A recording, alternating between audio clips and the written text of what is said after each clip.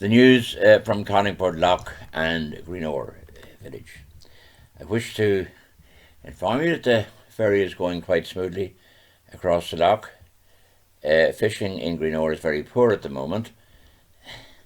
I don't know whether it's a result of the ferry or what, but there's very, very little mackerel being caught. I was there the other morning and I was looking out and I seen one car coming off the ferry, and that was early, of course, about 8:30, and two cars, not one person fishing.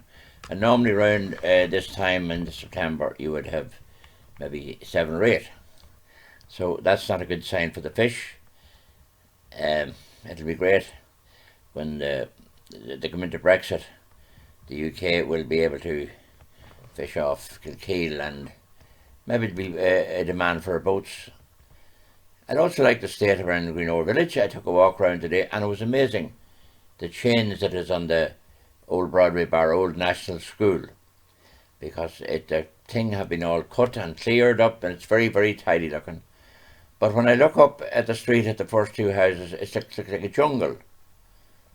And I don't know what type of animals are in there, but it seems that they must be afraid to go in and trim their bushes. Like, they're over the street. I was in the bus the other day and the bus was backing down and it struck a bush. Well, I tell you, if a window touches me with a bit of glass, I'd have no hesitation in suing the owner of that residence, because it's terrible.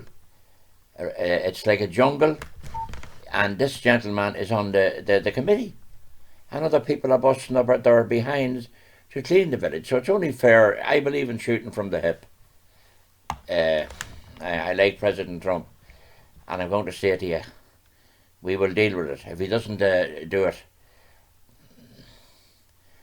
well, he must have plenty of money. He could be able to pay the compensation, because people are going to get injured there. And also, Wilson's isn't as bad, but it's not good either. John Daly has a lovely job done on his bushes coming down, and they're even trimmed again lately, and there's a wee bit of the golf links is owned at the end of his place. It's only a couple of foot, but it doesn't matter. It's trimmed very well till you come to Wilson's, and then there's an overhead bushes, which are dangerous to the public. And the other place, then, it's like a jungle. It reminds me a bit like a jungle, and maybe it is, because we don't know what's in there. So it'd be a good idea if it was cut down and tidied, that we won't have leaves all over the street for October, like other years.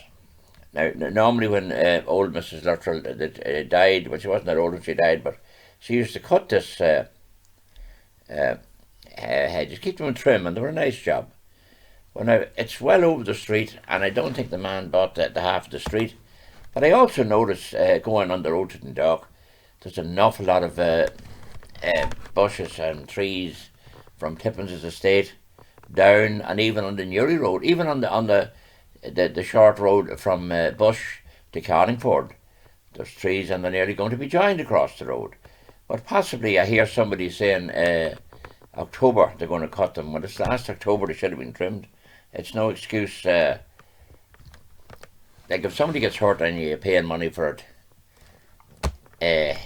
that's the only way you hurt people. I don't want to see that happening. I'm glad there's a new manhole put in our lane by the county council. They're subcontractors, and it's doing the job down at the back of Loughran's house in Anglesey Terrace. But I'd also like to state that there's a manhole, I don't think it's fixed yet, coming round at the northern end of Euston Street. So if it's fixed, it would be nice. But those trees are horrible looking, coming round the corner. It reminds me, maybe it is a jungle. Maybe they're wanting to turn it into a jungle for wildlife. I just can't say. But I know bushes shouldn't be over the road and nearly coming halfway out on the road. Because if you have a high vehicle coming around with a boat or the mast, you would likely strip it, hit it.